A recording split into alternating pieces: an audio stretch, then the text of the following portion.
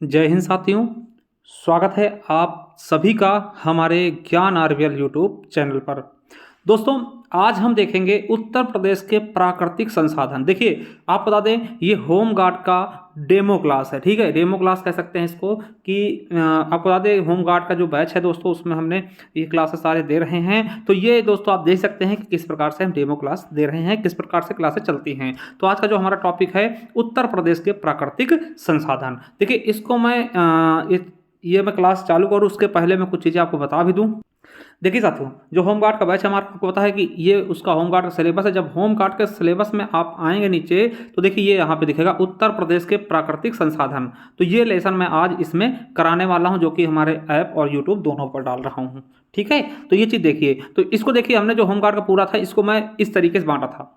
ठीक है, पूरे जो होम गार्ड का सिलेबस जो मैं करवा रहा हूँ ऐप पर, इस तरीके से बांटा था, जिसमें हमने स्टैटिक के इतने पार्ट्स रखे थे, 16 पार्ट्स। ठीक है, जिनमें दोस्तों हमारे स्टैटिक के 4 पार्ट दोस्तों कंप्लीट हो चुके हैं। ठीक है, 4 पार्ट हमने कंप्लीट करा दिए हैं, इनमें से 4। ठीक है, और अगर बात करते हैं उत्तर प्रदेश स्पेशल की, तो इसमें हमने शिक्षा संस्कृति करवा दिया है, उत्तर प्रदेश की सामाजिक प्रथाएं करवा दिया, उत्तर प्रदेश राजस्व करवा दिया था, मेले करवा दिए थे। और अब दोस्तों जो ये मैं करा रहा हूँ उत्तर प्रदेश के प्राकृतिक संसाधन, तो यानी 6 पार्ट्स में थे, हमने 5 पार्ट्स करवा दिए हैं। इसके बाद दोस्तों उत्तर प्रदेश की योजनाएं ऐप पे चलेंगी और उत्तर प्रदेश वाला लगभग पूरा समाप्त हो जाएगा। ठीक है, तो इस तरीके से उत्तर प्रदेश में बांटा था। और देखिए, इसके बाद दोस्तों जब ये सारी चीज़ें करवाने के बाद मैं ये अन्य टॉपिक जो हैं, ये 6 इनको भी करवाऊंगा। ठीक है, महिला सशक्तिकरण, आत्मनिर्भरता के प्रयास, औद्योगिक विकास के प्रयास, प्राकृतिक घटनाएं, महत्वपूर्ण सम्मेलन व समारोह और भारतीय संस्कृति के बारे में करवाएंगे। ठीक है, ये अन्य टॉपिक, तो इतने टॉपिक्स हमने बांटा था। इसके अलावा दोस्तों ऐप पर आपको इतिहास, संविधान, भूगोल और अर्थव्यवस्था, इनकी क्लासेस लगातार चल रही हैं। ठीक है, आपको इस पे सारा का सारा टॉपिक्स, ठीक है, इस पे देखिए क्या क्या आपको पढ़ाया जा रहा है पूरे ऐप पर। तो दोस्तों ये आपका स्ट्रेटेजी के, ठीक है, जितने टॉपिक्स हैं, इसके अलावा उत्तर प्रदेश स्पेशल के टॉपिक, अन्य टॉपिक्स और जो विज्ञान है, इतिहास है, संविधान है, भूगोल है, अर्थव्यवस्था और करंट अफेयर, सब कुछ पढ़ाया जाएगा। ठीक है, बेहतरीन तरीके से। तो इसके लिए दोस्तों कितने रुपए का बैच है, तो मैं आपको बता दूं, ये होम गार्ड बैच में लेकर आया था 41,424 पदों के लिए 251 रुपए में पूरा का पूरा दोस्तों सिलेबस आपका करवाया जाएगा। ठीक है, एक चीज़ मैं और बता दूं आपको, देखिए जैसे मैं एक वीडियो मान लिया मैंने पढ़ाया कि भारतीय कृषि, तो दोस्तों भारतीय कृषि वीडियो पढ़ाऊंगा, उसके बगल में भारतीय कृषि का पीडीएफ भी लगा देता हूं, तो पीडीएफ भी आप निकाल सकते हैं। ठीक है, टॉपिक वाइज। ठीक है, तो ये सारी चीज़ें आपको मिलेंगी बहुत ही शानदार तरीके से। ठीक है, देखिए जो बच्चे चाहते हैं लेना, तो उनको बता दें कि देखिए लिंक डिस्क्रिप्शन बॉक्स में दिया दे रहा हूँ। ठीक है, दिए दे रहा हूँ आप सभी के लिए, वहाँ से इसको जाके डाउनलोड करिए। देखिए जैसे हमारा आप ऐप डाउनलोड करेंगे ज्ञान आरवीएल, ठीक है, या फिर प्ले स्टोर से जाकर कर लीजिए। देखिए ये है स्टैटिक जीके ई बुक। ठीक है, इसमें आपको दोस्तों कुछ टॉपिक छोड़ के आपके स्टैटिक वाले मिल जाएंगे पूरे यूपी होमगार्ड के लिए। अगर चाहते केवल ई बुक लेना तो ले सकते दोस्तों, 99 रुपये में मिल जाएगी। इसे आप डाउनलोड कर प्रिंट भी करवा सकते हैं। इससे यूपी पुलिस के लिए बहुत, पूरा यूपी पुलिस के पूरे टॉपिक होंगे स्टैटिक वाले, यूपीएसआई के हो जाएंगे। ठीक, और होमगार्ड के लिए। ठीक है, जिनको होमगार्ड का स्पेशली बैच चाहिए दोस्तों,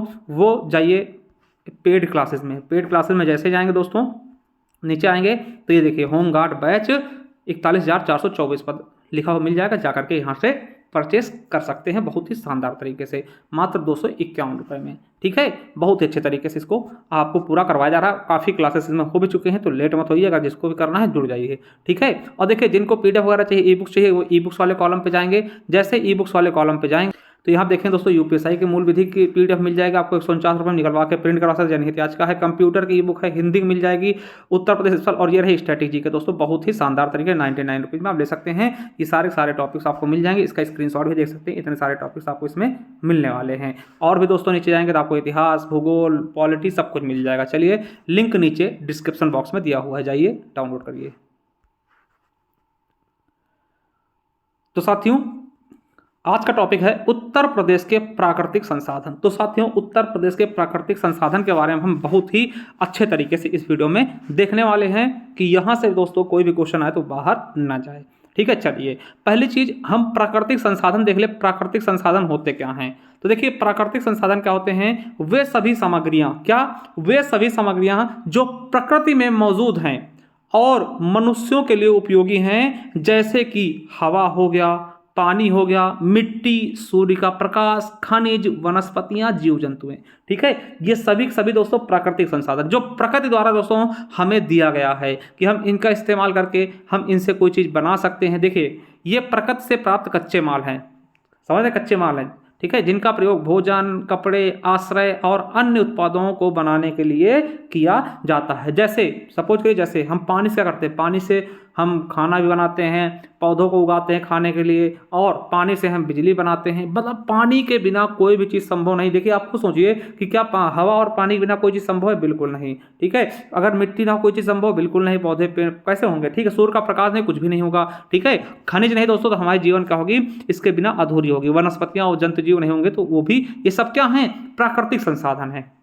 ठीक है, ठीक है, समझिए। चलिए दोस्तों, उत्तर प्रदेश के प्राकृतिक संसाधनों में खनिज संसाधन जैसे कोयला हो गया, चूना पत्थर, सिल्का, है ना, सिल्का रेत जो गंगा जल से निकलता है, यमुना और अन्य नदियां जैसे, वहां से मिट्टी और वन भी शामिल है। मतलब ये सब चीजें आपको यहाँ से मिलती हैं। ठीक है, चलिए अगर हम प्राकृतिक संसाधनों को उदाहरण के तौर पर देखें दोस्तों छोटा सा, तो यहाँ पे मैं आपको बताना चाहूंगा कि मेरे साथियों कि प्राकृतिक संसाधनों के उदाहरण के तौर पर जैसे जल, जल आपको दोस्तों कहाँ मिलता है? तो नदियों से, झीलों से, भूजल से पानी उपलब्ध दोस्तों। आपको जल के बिना दोस्तों जीवन अधूरा है। ठीक है, समझ रहे हैं? चलिए अगला है हवा। ये भी प्राकृतिक संसाधन है। हवा सांस लेने और दोस्तों ऊर्जा उत्पादन, पवन ऊर्जा जानते हैं ना, पवन ऊर्जा, है ना, बहुत ज़्यादा दोस्तों इसका इस्तेमाल अब हो रहा है। क्यों? क्योंकि दोस्तों ये देखिए, जो ये पवन ऊर्जा है ना और सौर ऊर्जा है ना, ये कभी खत्म नहीं होंगे। ठीक है, तो पवन ऊर्जा के लिए भी हवा का इस्तेमाल होता है, जिससे हम चीज़ें जनरेट करते हैं। मिट्टी दोस्तों कृषि और निर्माण के लिए आवश्यक है। धातु खनिज क्या है? जैसे लोहा, कोयला, पेट्रोलियम, तांबा, इनसे भी दोस्तों चीज़ें होती हैं। ठीक है, फैक्ट्री के लिए कोयला चाहिए दोस्तों, है ना, बिजली उत्पादन के लिए कोयला चाहिए। तो ये सब चीज़ें भी हमारे मानव जीवन के लिए बहुत ज़्यादा उपयोगी हैं। वही वनस्पति और जीव जंतु की बात कर ले दोस्तों, तो वन, जंगल और वन्य जीवित चीजें जो कई उत्पादों के लिए कच्चा माल प्रदान करती हैं। ठीक है, ये भी आप रखेंगे। जैसे मानिए दोस्तों कि पेड़ पौधे, वन से दोस्तों हमें लकड़ियां मिलती हैं, कई प्रकार की दवाइयां मिलती हैं। जैसे देखिए वनों से ही हम क्या करते हैं दोस्तों, माचिस से तीली बनती है। ठीक है, वन से ही दोस्तों हम जो पत्तल वगैरह बनाते हैं, है ना, वन से दोस्तों जो बीड़ी, ठीक है, खैर के पत्ते दोस्तों बीड़ी का निर्माण होता है। मतलब कई चीज़ें दोस्तों, बहुत चीज़ों से वन से ही दोस्तों, क्रिकेट का चाहे बैट हो, स्टंप हो, सारी चीज़ें दोस्तों, बहुत सारी चीज़ें वन से ही बनती हैं। चलिए छठा है सूर्य का प्रकाश। क्या? सूर्य का प्रकाश दोस्तों बहुत अच्छा स्रोत है। आपको बता दें कि सौर ऊर्जा का एक नवीकरणीय स्रोत है। ठीक है, आपको बताऊं अगर मैं उत्तर प्रदेश की बात करूं तो उत्तर प्रदेश में सौर ऊर्जा, ठीक है, के क्षेत्र में तेजी से प्रगति कर रहा है, जिसका लक्ष्य दोस्तों 2027 तक 22,000 मेगावाट और ऊर्जा उत्पादन करना है। इसे प्राप्त करने के लिए राज्य ने सौर ऊर्जा नीति 2022 को लागू किया है, जो आवासीय और वाणिज्यिक और कृषि क्षेत्रों में सौर ऊर्जा को बढ़ावा देगी। ठीक है, याद रखेंगे दोस्तों 2022 सौर ऊर्जा नीति कब लाई गई उत्तर प्रदेश में नवीनतम? तो 2022। ये भी याद रखें, पूछ सकता है। इसका लक्ष्य क्या है? 2027 तक 22,000 मेगावाट सौर ऊर्जा उत्पादन का। ठीक है, समझिए। और देखिए उत्पादन लक्ष्य क्या है? तो 2027 तक दोस्तों क्या करना? 22,000 मेगावाट और सौर ऊर्जा का लक्ष्य है, जो कि दोस्तों 2017 में केवल 389 मेगावाट से काफी ज्यादा है। ठीक है, यानी 2017 में इसका 389 मेगावाट था सौर ऊर्जा का, जिसे दोस्तों 2027 तक बढ़ा करके 22,000 मेगावाट तक किया जाएगा। आपको पता होगा कि अभी दोस्तों इस पर गवर्नमेंट सब्सिडी भी देती है, 1,08,000 रुपए सब्सिडी देती है। आप सौर पैनल दोस्तों घर पे लगवा सकते हैं, छत पे लगवा सकते हैं। नीति दोस्तों बात करते हैं तो 2022 में लागू की गई थी, और सौर नीति जो 2027 तक प्रभावित रहेगी, 2027 तक, क्योंकि इसका लक्ष्य है 22,000 करने का, 22,000 मेगावाट बिजली उत्पन्न करने का सौर ऊर्जा द्वारा। ठीक है, प्रोत्साहन क्या है? तो आपको बता दें कि आवासीय क्षेत्रों में सौर ऊर्जा अपनाने को बढ़ावा देने के लिए सब्सिडी और नेट मीटरिंग जैसे मॉडल प्रदान किए गए हैं। भैया बिल्कुल सही है, गवर्नमेंट सब्सिडी 1,08,000 रुपए तक सब्सिडी भी देती है 3 किलोवाट तक के सौर ऊर्जा पैनलों पर। ठीक है, सोलर सिटी की योजना आपको बता दें कि अयोध्या को पहला सौर शहर बनाया गया। उत्तर प्रदेश का पहला सौर शहर दोस्तों अयोध्या को बनाया गया। इसके अलावा दोस्तों आपको बता दें कि 17 जो नगर निगम है उनको भी सोलर सिटी के रूप में विकसित किया जा रहा है। देखिए अयोध्या को पहला सोलर सिटी, और भारत का पहला दोस्तों AI सिटी किसको याद रखेगा, थोड़ा सा मैं बता दूं, भारत का पहला AI सिटी किसको? लखनऊ को घोषित किया गया है। ठीक है, तो ये भी याद रखेंगे। चलिए बुंदेलखंड क्षेत्र की बात कर लेते हैं दोस्तों। वहां पे क्या कहा गया है? तो इस क्षेत्र को एक स्वच्छ ऊर्जा केंद्र में बदलने की योजना बनाई जा रही, और 3 3 गीगावाट की क्षमता वाली 10 नई सौर परियोजनाओं की भी घोषणा की गई है। वहीं परिवहन क्षेत्र में बात कर लें तो वायु प्रदूषण कम करने के लिए सौर ऊर्जा को परिवहन क्षेत्र में भी एकीकृत किया जा रहा है, जैसे कि सौर ऊर्जा चलने वाली नौकाएं, बुंदेलखंड एक्सप्रेसवे पर सौर पैनल लगाए गए हैं। ठीक है, याद रखेंगे। वहीं दोस्तों बात कर लें कि रूफटॉप और फ्लोटिंग सोलर प्लांट, रूफटॉप और फ्लोटिंग मतलब तैरने वाले सोलर प्लांट दोस्तों, इनकी बात करते हैं तो दोस्तों 508 मेगावाट सोलर रूफटॉप परियोजनाएं घरों की छतों पर स्थापित की जा चुकी हैं। और आपको बता दें यार रखिएगा ये चीजें कि उत्तर प्रदेश सरकार और केंद्र सरकार द्वारा, ठीक है, हमने बताया ना 1,08,000 का, ठीक है, उत्तर प्रदेश सरकार और केंद्र सरकार द्वारा इस योजना के तहत प्रदेशवासियों को सब्सिडी प्रदान की जा रही है। सोलर रूफ टॉप इंस्टॉलेशन में गुजरात और महाराष्ट्र के बाद उत्तर प्रदेश का तीसरा स्थान। देखिए आपने देखा होगा कि आपके अगल बगल में दोस्तों, या फिर आपने भी लगवाया होगा दोस्तों, छत पर आप लगवा लेते हैं सोलर पैनल, ठीक है, जिससे दोस्तों आपको ऊर्जा मिलती है। तो सबसे ज़्यादा सोलर पैनल लगवाने वाला राज्य गुजरात है, फिर महाराष्ट्र, फिर उत्तर प्रदेश, ठीक है। और आपको बता दें कि उत्तर प्रदेश के औरैया के दिबियापुर, जिसको प्लास्टिक सिटी भी स्थापित की ना दिबियापुर, तो दिबियापुर में पहला फ्लोटिंग सोलर प्लांट लगाया गया है और ललितपुर में 1 गीगावाट क्षमता का फ्लोटिंग सोलर प्लांट स्थापित किया जा रहा है, ठीक है। और अयोध्या को उत्तर प्रदेश का पहला सौर सिटी के रूप में विकसित किया गया है ना, याद रखिएगा ये भी इंपॉर्टेंट है। सौर सिटी के रूप में किसको विकसित किया गया है? तो उत्तर प्रदेश को, ठीक है। चलिए आगे देखते हैं, उत्तर प्रदेश नवीन एवं नवीकरणीय ऊर्जा विकास अभिकरण, ये क्या है? तो आपको बता दें कि उत्तर प्रदेश सरकार ने अप्रैल 1983 में वैकल्पिक ऊर्जा विकास संस्थान की स्थापना की थी, जो एक स्वायत्तशासी संस्था के रूप में कार्यरत है। आपको बता दें बाद में इस संस्था का नाम बदलकर उत्तर प्रदेश नवीन एवं नवीकरणीय ऊर्जा विकास अभिकरण रखा गया, यानी कि यूपी नेडा रखा गया है, ठीक है। चलिए ये क्या करता है दोस्तों? यह अभिकरण प्रदेश में विभिन्न योजनाओं को क्रियान्वयन के लिए स्टेट नोडल एजेंसी के रूप में कार्य करता है। और आपको बता दें कि वर्ष 2017 में राज्य में सौर ऊर्जा की कुल स्थापित क्षमता 288 मेगावाट थी, जो 2025 से बढ़कर 2653 मेगावाट हो गई है। देखिए कितनी तेजी से दोस्तों चीजें बढ़ रही हैं, कितनी अच्छे से चीजें की जा रही हैं, ठीक है, बहुत सी तेजी से चीजें बढ़ रही हैं, ठीक है। और सौर ऊर्जा दोस्तों एक ऐसा ऊर्जा है दोस्तों जिससे ना कोई पॉल्यूशन होगा और ना ही दोस्तों अतिरिक्त कोई खर्च है, ठीक है। तो सौर ऊर्जा को अपनाना भी चाहिए। चलिए अब दोस्तों बात करते हैं प्राकृतिक संसाधनों का वर्गीकरण। दोस्तों इनको 2 भागों में बांटते हैं, प्राकृतिक संसाधनों को हम 2 भागों में बांटते हैं। पहला है नवीकरणीय संसाधन। क्या? नवीकरणीय संसाधन वो संसाधन है जो उपयोग से कभी समाप्त नहीं होंगे। मतलब जैसे एक चीज समझिए, क्या सर उपयोग से कभी समाप्त नहीं होंगे? बिल्कुल। जैसे आप देखिए कोयला आप उपयोग करेंगे, कोयला कितना भंडार होगा, कभी ना कभी खत्म होगा ना, तो ये क्या नवीकरणीय? बिल्कुल नहीं। ऐसी चीज जो कभी खत्म नहीं, जैसे सौर ऊर्जा, सौर का ऊर्जा कभी खत्म होगा? बिल्कुल नहीं होगा, तो ये नवीकरणीय है। और कहेंगे सर और क्या? तो हवा कभी खत्म होगी? बिल्कुल नहीं होगी। ज्वार ऊर्जा कभी खत्म होगी? बिल्कुल नहीं। जैव ऊर्जा कभी खत्म होगी? बिल्कुल नहीं। हाइड्रोजन कभी खत्म होगा? बिल्कुल नहीं। तो ये होते दोस्तों नवीकरणीय संसाधन। तो आपको बता दें कि नवीकरणीय संसाधन क्या होते हैं? ये वो संसाधन है जो उपयोग से कभी समाप्त नहीं होंगे और ये प्रदूषण रहित होंगे। ये प्रदूषण नहीं, देखिए सौर ऊर्जा आप जलाइए, सौर ऊर्जा से बल्ब जलाइए, कभी प्रदूषण हो? बिल्कुल नहीं। अगर कोयला दोस्तों जलाते हैं तो प्रदूषण होगा, ठीक है। इसे गैर परंपरागत ऊर्जा कहते हैं और अक्षय ऊर्जा भी कहते हैं। आपसे पूछेगा कि कौन सा गैर परंपरागत ऊर्जा नहीं, या फिर अक्षय ऊर्जा नहीं, या फिर नवीकरणीय। देखिए तीनों एक ही चीज है।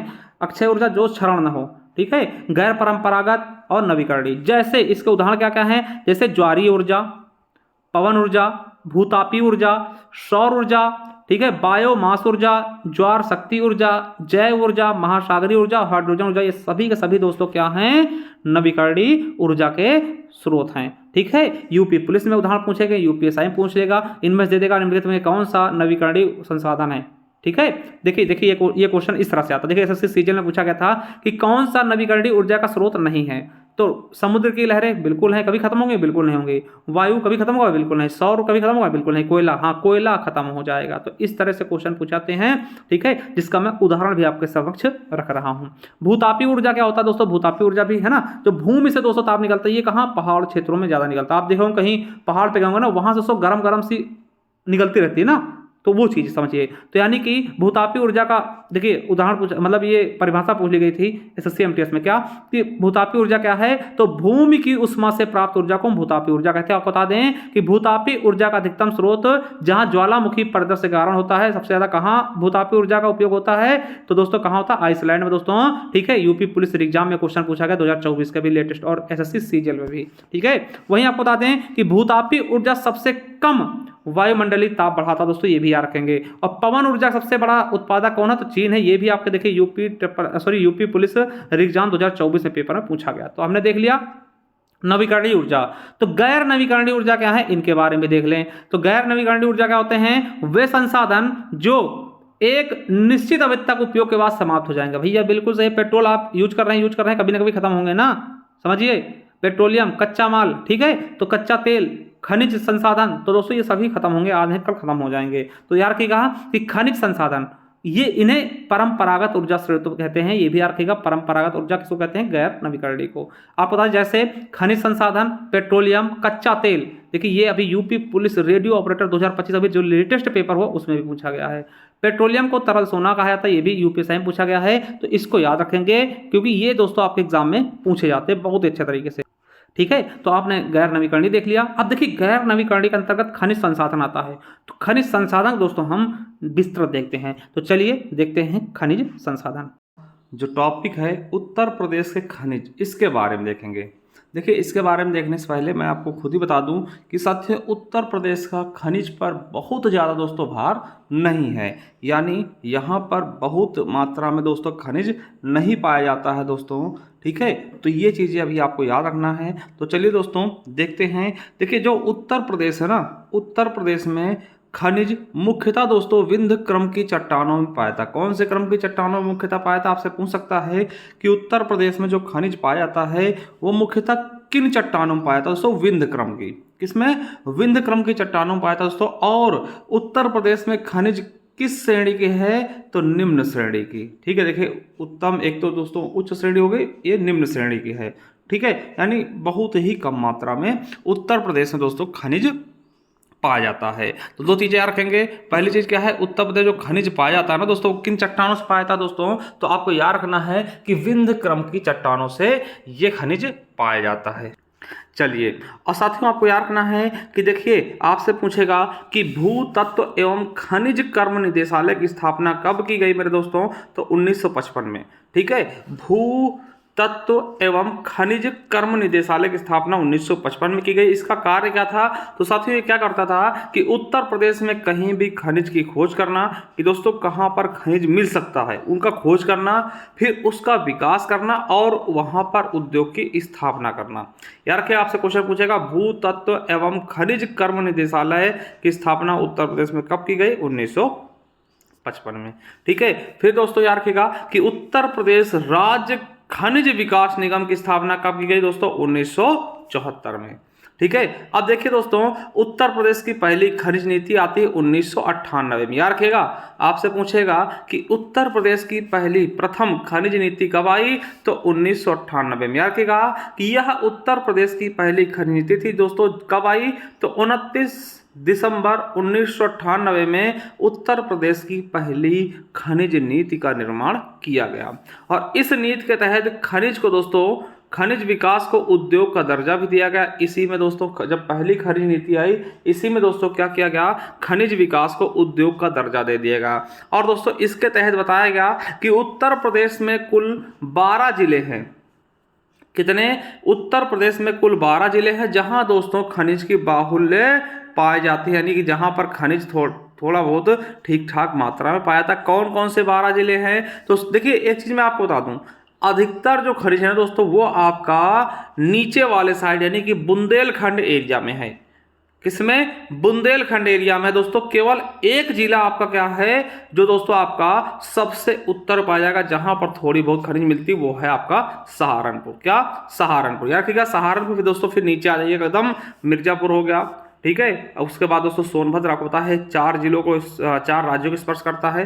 फिर प्रयागराज हो गया, बांदा हो गया, हमीरपुर हो गया, महोबा, ललितपुर, झांसी, चित्रकूट, जालौन और चंदौली। दोस्तों ये 12 जिले घोषित किए गए थे प्रथम खनिज नीति में, जहां पर इनको दोस्तों खनिज बाहुल्य क्षेत्र घोषित किया गया। ठीक है, याद रखेंगे। आई होप साथियों ये चीज़ समझ गए होंगे कि खनिज नीति जो पहली आई थी 29 दिसंबर 1998 में आई, जिसमें इसे उद्योग का दर्जा दिया गया और 12 जिलों को खनिज बाहुल्य जिला घोषित किया, जिसमें दोस्तों उत्तर का मतलब कि सभी के सभी दक्षिण वाले जिले हैं, एकमात्र सहारनपुर है ऊपर जो आपका पाया जाएगा। ठीक है, चलिए अब दोस्तों नई खनिज नीति दोस्तों 2017 में आती है।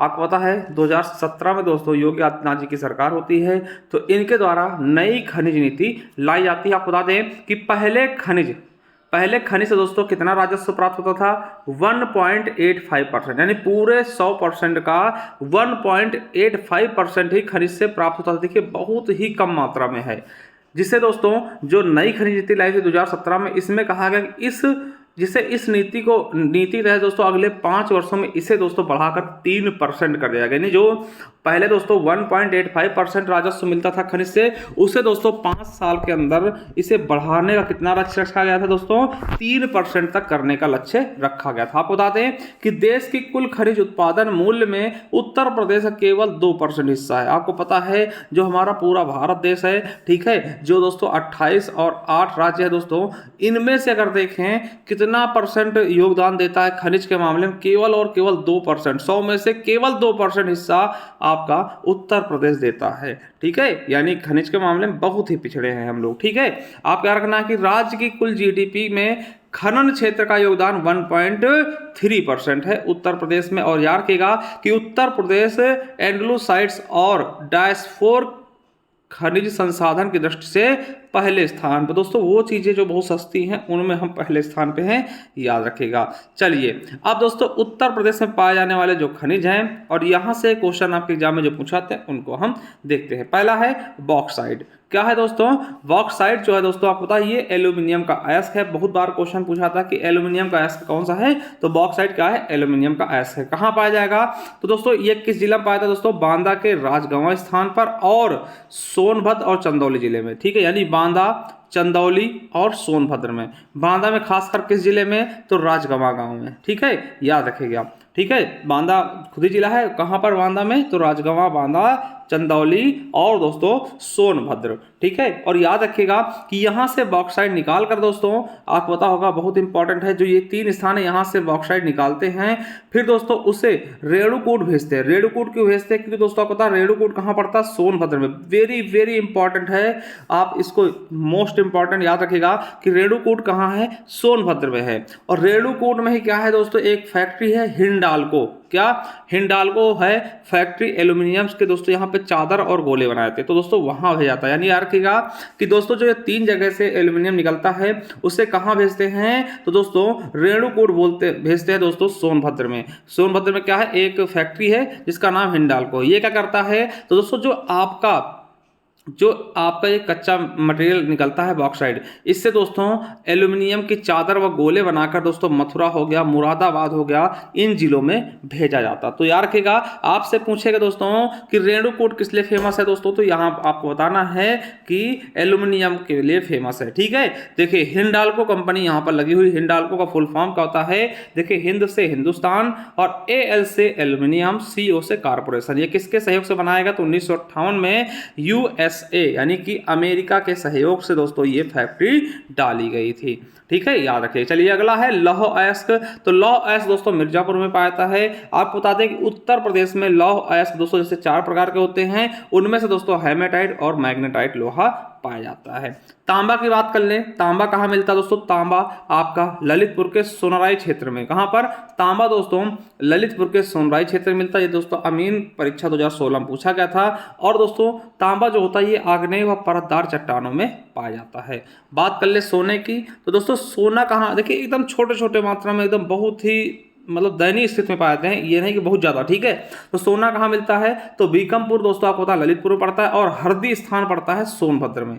तो सोनभद्र और ललितपुर के दोस्तों बीकमपुर में ही दोस्तों ये चीज़ें पाई जाती हैं। ठीक है, याद रखिएगा शारदा व रामगंगा की रेत से। ठीक है, और दोस्तों एक चीज़ और याद रखना कि अभी दोस्तों हाल ही में वेरी वेरी इंपॉर्टेंट लगा लीजिएगा कि हाल ही में दोस्तों बलिया बलिया आप लोग जानते होंगे, बलिया में दोस्तों पेट्रोलियम के दोस्तों सोर्स मिले हैं। क्या? पेट्रोलियम के बहुत बड़े सोर्स मिले हैं, ये चीज याद रख लेना।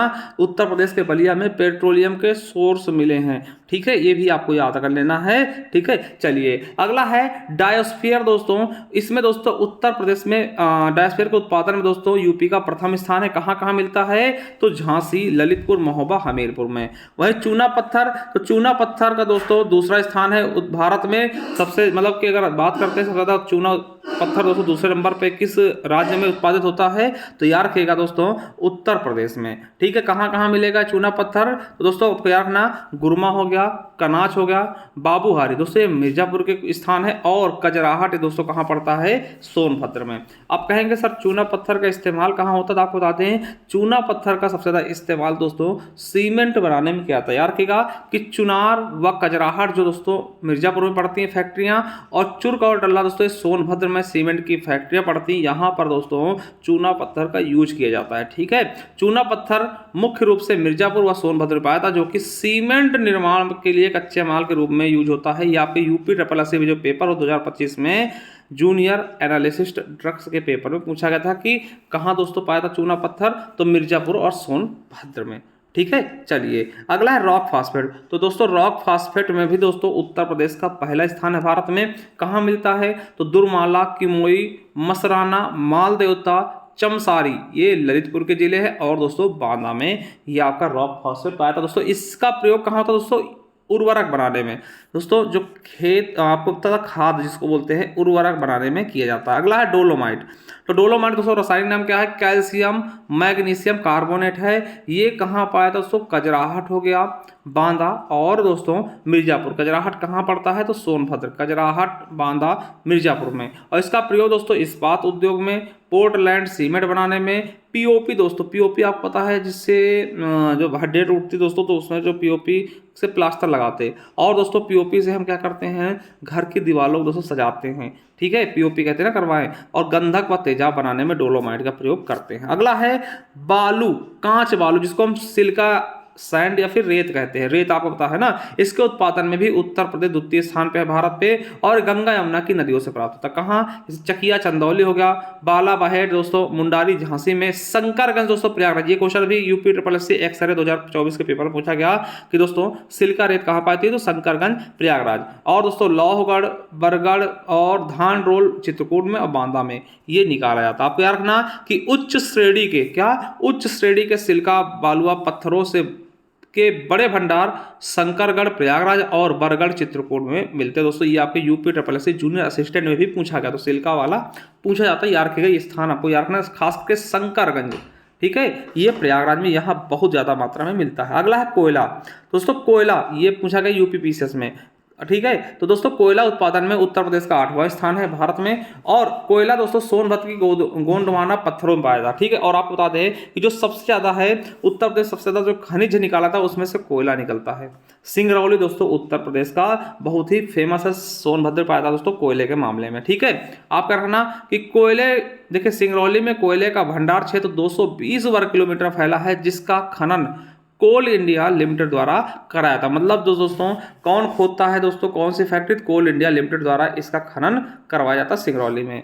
इस कोयले का प्रयोग दोस्तों कहाँ होता है? दोस्तों आपको पता है कि सोनभद्र में दोस्तों आपको पता विद्युत ग्रह है, यानी कि जहां से बिजली बनती, ओबरा ताप विद्युत ग्रह सिंगरौली संयंत्र में इनका प्रयोग किया था। आपको पता है कि कोयले की 4 किस्में पाई थी, एंथ्रासाइट्स, विटुमिनस, लिग्नाइट और पीट। इनमें सबसे अच्छा कोयला दोस्तों एंथ्रासाइट होता है, सबसे निम्न स्तरीय कोयला दोस्तों पीट होता है। याद रख लेंगे, ठीक है, याद रखेंगे दोस्तों, ठीक है। चलिए अब संगमरमर दोस्तों कहाँ मिलता है? तो मिर्जापुर और सोनभद्र में। जिप्सम झांसी और हमीरपुर में। एंडलोसाइड दोस्तों इसके उत्पादन में प्रथम स्थान है उत्तर प्रदेश का, सोनभद्र मिर्जापुर में मिलता है। और दोस्तों इसका प्रयोग कहाँ होता है एंडलोसाइड्स का?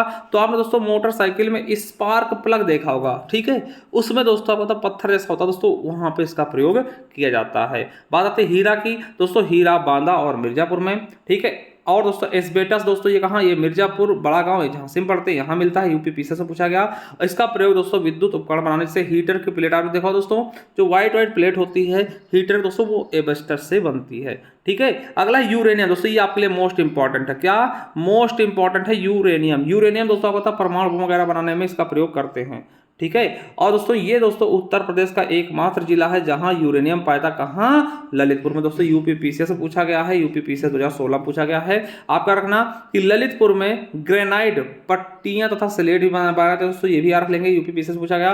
और ये देखिए अभी क्वेश्चन आपके लेटेस्ट पूछा गया 2025 में यूपी SSC कनिष्ठ विश्लेषक में, क्या कि ललितपुर में एक 300 मीटर चौड़े क्षेत्र में यूरेनियम का बड़ा निक्षेप पाया गया। ठीक है, चलिए।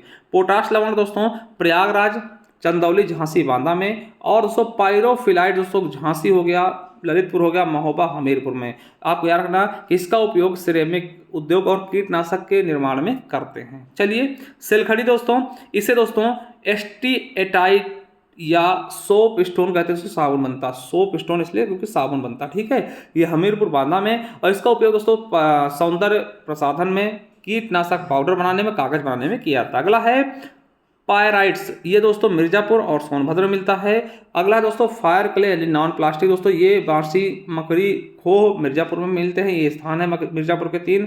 चाइना के लिए दोस्तों ये दोस्तों सोनभद्र और बांदा में। ठीक है, देखिए ये क्वेश्चन आपका पूछा जा चुका है, ठीक है, जो प्रीवियस ईयर में। क्या निम्नलिखित में से यूरेनियम कहाँ पैदा है दोस्तों? यूरेनियम हमने बताया केवल एक ही मात्र जिला है उत्तर प्रदेश का 75 जिलों में से, कौन सा है? ललितपुर में। ठीक है, चलिए। अगला है निम्नलिखित में से कौन सा खनिज उत्तर प्रदेश में नहीं पाया जाता दोस्तों? तो ये चीज आप बताइएगा कि उत्तर प्रदेश की जितनी चीजें हमने पढ़ाई हैं, चूना पत्थर, अभ्रक, बॉक्साइट या फिर दोस्तों जिप्सम, तो इनमें से कौन सा नहीं पाया था दोस्तों? ये देख सकते हैं। और ऐसे भी क्वेश्चन पूछे गए हैं कि दोस्तों देखिए ग्रेनाइट पट्टियां तथा स्लेट बनाए थे, कहाँ बनाए थे? तो ललितपुर में। ठीक है, ये आपको बताया है। अब देखिए यहाँ पे सुमेलित करने वाला कि कौन सा सही नहीं है दोस्तों, ये चीजें बताना है। जैसे कोयला सोनभद्र में, हाँ हमने बताया ना, कोयला सोनभद्र सिंगरौली। ठीक है, बलुआ पत्थर मिर्जापुर, हाँ। सिलिका बालू शंकरगंज याद रखिएगा ना, कहाँ? प्रयागराज में। यूरेनियम झांसी, भाई बिल्कुल नहीं, यूरेनियम तो केवल एक ही जगह है जो कि ललितपुर में है, वहीं पर ही पाया जाता है। ठीक है, तो ये चीज़ें देखिए आप समझिएगा बहुत ही शानदार तरीके से। आई होप दोस्तों ये चैप्टर आपको अच्छे से समझ में आया होगा। यहाँ से क्वेश्चन कभी कभार पूछ ले आते हैं, याद रखिएगा। चलिए, थैंक यू, धन्यवाद।